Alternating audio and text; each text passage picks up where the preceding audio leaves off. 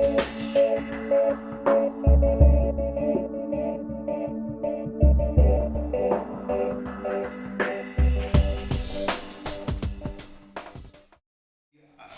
approach we take is that we engage with customers and suppliers to identify common goods and services needs, and from that we then put frameworks in place that you as suppliers and buyers apply for, we award them, and then we manage those frameworks for the duration of those periods.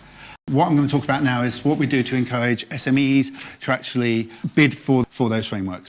With the last government, well, two governments back now, I guess, there was the Small Business Enterprise and Employment Bill. This set out a number of key requirements that we had to make sure that we had such things as prompt payments, the SME agenda, and the setup of a number of different instruments such as Contract Finder. For your information, Contract Finder is the UK government portal for where we advertise contract opportunities over £50,000. We also have a number of tools that sit there, such as SID for Gov, that is the registration process to get access to Contract Finder. What we do have also is, in Scotland you have Public Contract Scotland, Contract Finder is the equivalent to that. We were set a target of 25% of all business in terms of, on frameworks, the number of suppliers that should sit on it. And we basically have achieved that, and that was identified by the Public Accounts Committee in Westminster. Next element on this was UK government spending targets. With the latest government, it's been set a target of 33%. CCS has decided, based upon statistics, we're going to go for 35%. We've already achieved the 25% set by the previous government of suppliers that are SMEs that are on our frameworks. The other item that we have as well is the mystery shopper. In Scotland, you have something called the single point of contact. If you have a concern about a procurement process, or you don't understand something about a procurement, or you think something's not quite right, in Scotland, you're welcome to contact the single point of contact. For UK-related bodies, and this is, for example, like DFID or MOD, they may use our frameworks, and we have something called the Mystery Shopper. The Mystery Shopper has provided an informal feedback portal for us to investigate any considerations or complaints. And it's also allowed us to undertake a role where we've had customers and suppliers coming to us saying, we don't think something right here, can you investigate? We investigate that, and we usually try and remedy that in a constructive manner for all parties. And that's undertaken on a regular basis. But we have found that a lot of SMEs have come to use that where they feel that there's an unfair process in place. But if it's a Scottish-related body, then you should use the single point of contact in the Scottish Government. If you do contact us, we work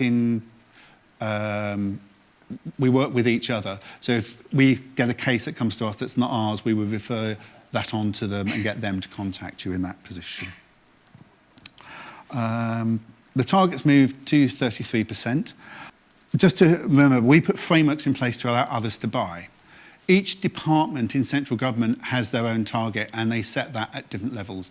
The MOD has a different target set in a particular element to what is set in DFID or is set in the Home Office. But we basically work on the 35% that meets the government's agenda target, and we try and push the process that we have for applying to our frameworks. We do have with us today from the Small Business Panel 2 representatives. The purpose of the Small Business Panel is to basically get feedback into government of what small business needs us to do to allow you to actually bid for contracts and bid for those frameworks to get onto them. And that's the type of process that we're going to talk about later. CCS, as I say, does establish, we do try and set policy across government, but individual suppliers have the opportunity, individual departments have the opportunity to set more aggressive targets or less targets so they can justify to their minister of the approach they wish to take.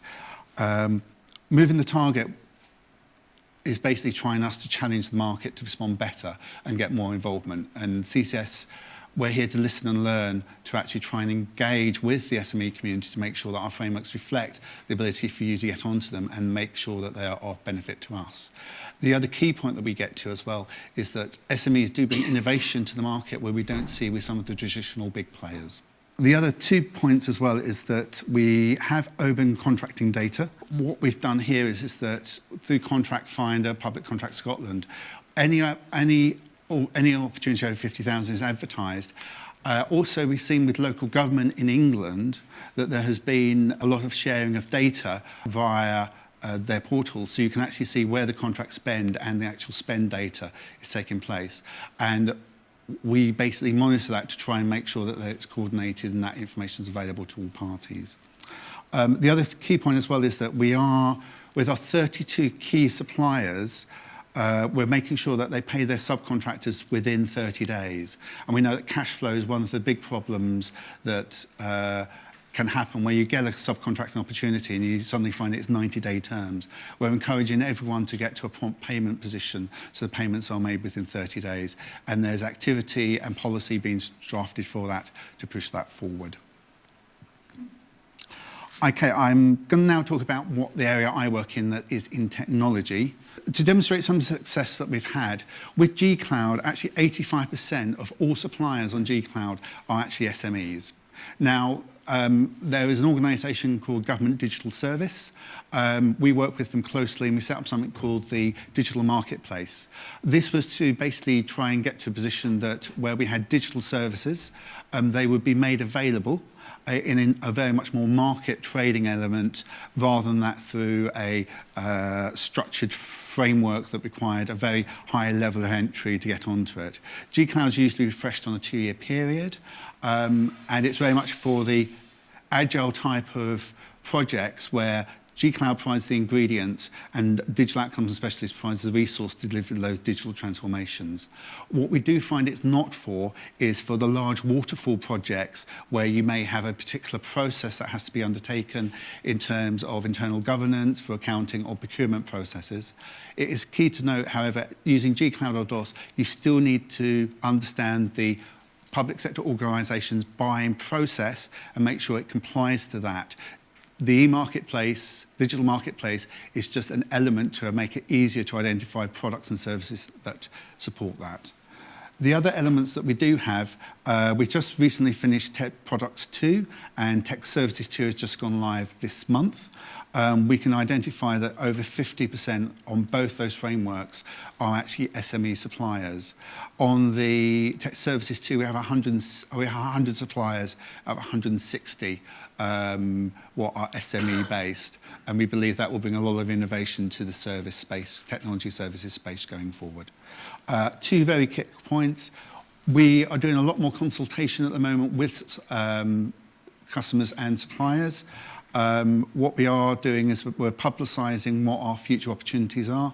Those are the ones in the technology space at the moment, and that is the website that lists all the various products and processes that are available or what's currently ongoing. Thank you.